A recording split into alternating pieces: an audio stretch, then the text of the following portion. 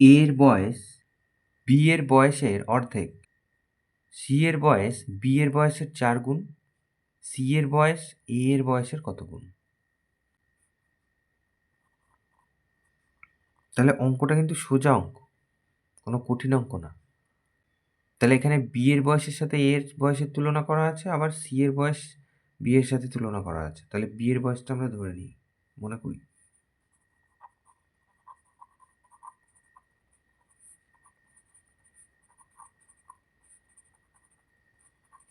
B এর বয়স x বছর। তাহলে এ এর বয়স হচ্ছে বি এর অর্ধেক, তাহলে এ এর বয়স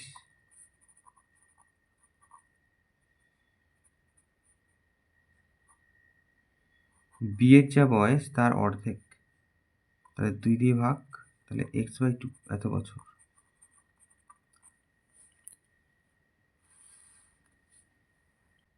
সি এর বয়স বলেছে বি এর বয়সের 4 গুণ, তাহলে সি এর বয়স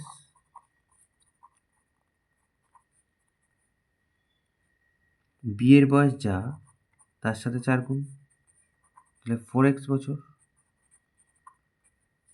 এখন সি এর বয়স এ এর বয়সের কত গুণ? তাহলে এই যে সি এর বয়সটা এর কত গুণ?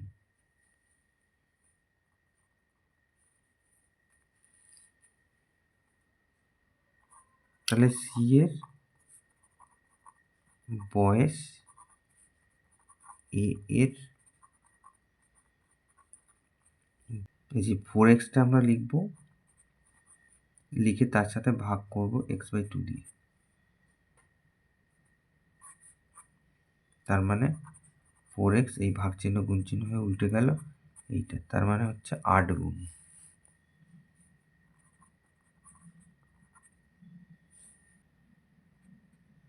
তাহলে এটাই আমাদের উত্তর।